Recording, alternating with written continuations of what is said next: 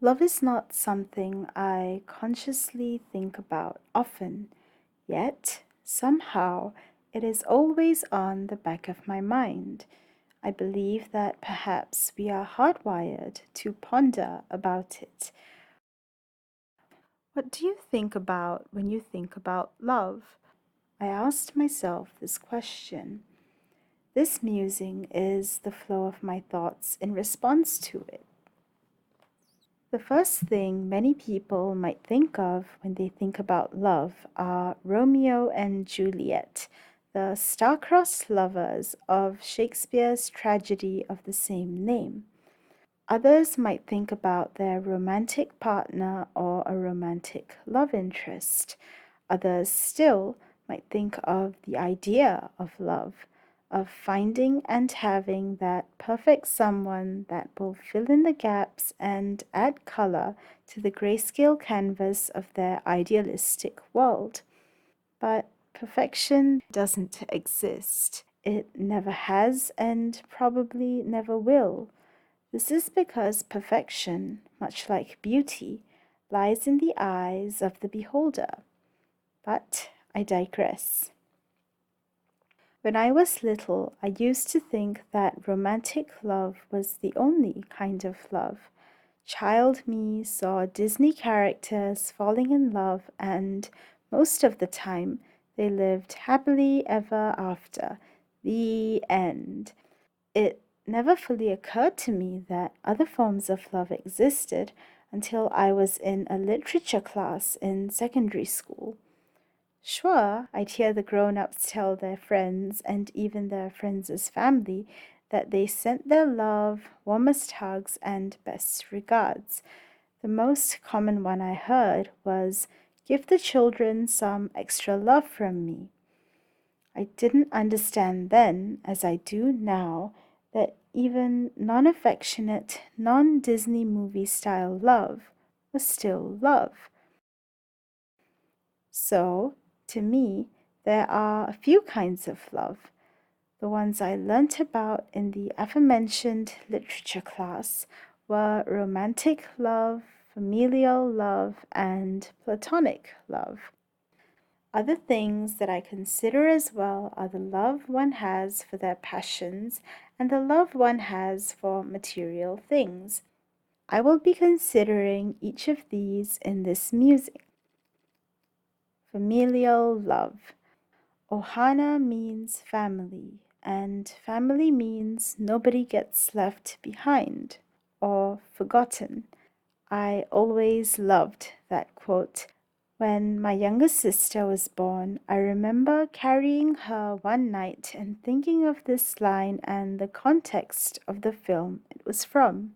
With tears in my eyes, I promised myself I would always be there for her. Familial love, to me, is a grandparent's warm hug and bright smile when they see you, the food they lovingly cook for and eat together with you. It is a sibling saving up their allowance to buy you a small present for your birthday. It is a cousin you haven't seen in a while sharing a post with a joke or a motivational quote with you. It is family members dropping you off to school, telling their childhood stories along the way. It is the belief in your capabilities and the support in your endeavors.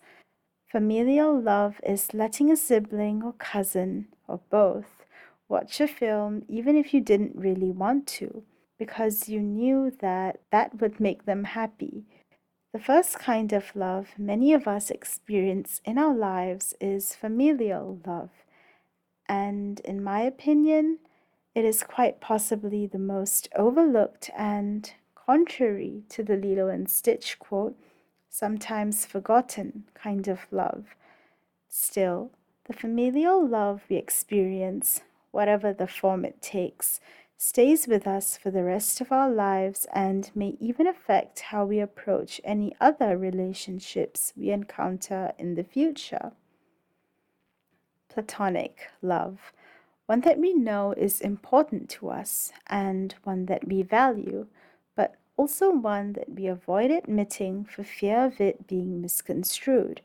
Some people assume that the profession of love between friends can only happen if there are romantic feelings involved.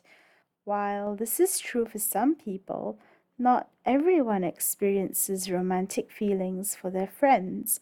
Sometimes platonic love evolves into familial love, and the saying that friends are the family you choose to have comes into play here. We experience platonic love even without knowing that we do. It is in the cheeky smiles we shared as children exchanging snacks during recess time. It is the passing of notes back and forth in class when you have something to share with your pal that is of the utmost importance and absolutely cannot wait till the next free period. It is in the late night chats or messages on the phone to comfort a friend who is going through a difficult time. It is the meetups after a long hiatus and being able to pick up the conversation where it left off, as if the time in between never happened. It is the thoughtfully picked out birthday presents. It is the asking of your best friends to be your bridesmaids or groomsmen at your wedding, and maybe eventually the godparents of your children. Platonic love is a beautiful and pure form of love, one that many take for granted. Still, our friendships teach us that we can and we do care for someone because they are who they are, and for the value that we exchange and bring into each other's lives. Romantic love. I briefly talked about this earlier, but I wanted to delve into this a little more. It's not just the happily ever afters you see in films or even books. It's also the tears and the vulnerability that come together with knowing and loving a whole new individual. Happily ever afters don't just happen by chance, they take a whole lot of work and effort.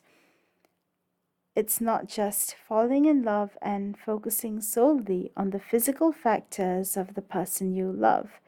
It is understanding their backstory, what makes them feel emotions like anger, sadness, jealousy, and happiness, what their fears and insecurities are, and how to make them feel better.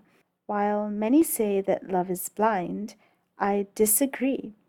I think that love is all seeing and all knowing, yet consciously making the decision to choose to love the same person over and over and over again, day after day, despite their imperfections and despite what life throws at you.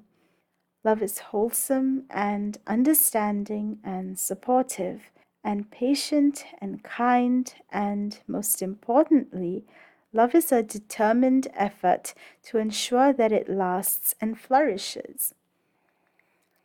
Love for passions. Ever heard someone say that they're married to their job?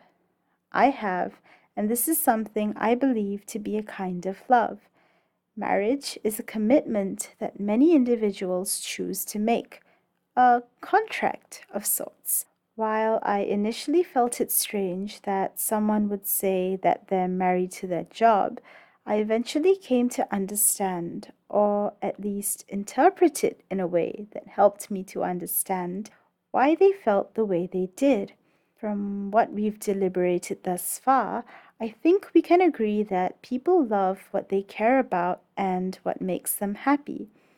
And if someone is happy doing what they love and they care about how it makes them feel or how it makes others around them feel when they do it, that's a good thing, right? Seeing someone happy because they are doing what they love, that's almost always a thing to celebrate. So, the next time you see someone smiling while they're drawing or singing or dancing or participating in any other hobby, take a few seconds to be happy for them. Love for material things. Marilyn Monroe once sang that diamonds are a girl's best friend. Similarly, Madonna said that we are living in a material world and I am a material girl. I'm not saying that. What comes to my mind when thinking of love for material things is a baby hugging a teddy bear tightly while asleep, a toddler that has grown attached to a blanket they were gifted by a grandparent, for instance, and have had since they were an infant, a book from one's childhood with a get well soon message written on the back of the cover. It is holding on to the cards and letters someone spent time to write for and give to you, cherishing the jewelry a loved one passed down to or specially got for you. A melancholic thought about holding on to material things out of love is because we want to remember a blissful time, a past that evoked feelings of contentment and comfort in us that we wish we could hold on to forever. Letting go is made more difficult when you've got a strong emotional attachment to these things because you felt love radiating from and emanating out of them. Love isn't lost. Even people we don't see physically remain in our hearts. People from our past who are not in our present, regardless of circumstance or reason, live on in our hearts. I read somewhere that absence makes the heart grow fonder. If there is someone in your life for whom you feel any kind of love, tell them. Tell them while you still can. If you cannot tell them, show them. Show them however you know how much they mean to you. Love is different for each person. It signifies and means different things for different people. It is expressed in different ways. There is no fixed formula that one can abide by to attain the kind of love they see others having and sharing. Love is dynamic, dependent on the people who are loving and the people who are being loved. But one thing is for sure, even if we don't want or care to admit it, we have all felt some form of love for someone or something. That, and that we all crave love in some way, shape, or form. There is no shame in loving or being loved. Heaven knows we need all the love we can get. So, I beseech you to go forth and spread love because there isn't such a thing as loving too much. With that, we've come to the end of this recording. I want to reiterate that what I've shared here are my opinions on love, and they don't represent the opinions of everyone. If you'd like for me to talk about the ways in which people express their love, or if you have any suggestions for future musings, do leave a comment in the chatterbox below. If you enjoyed listening to me talk about love and would like to show the channel some love of your own, consider subscribing, liking this recording, and sharing it with someone you love. This has been Darling, musing on what love is. I thank you for being here and for being you. Take care, stay safe, and all my love as always.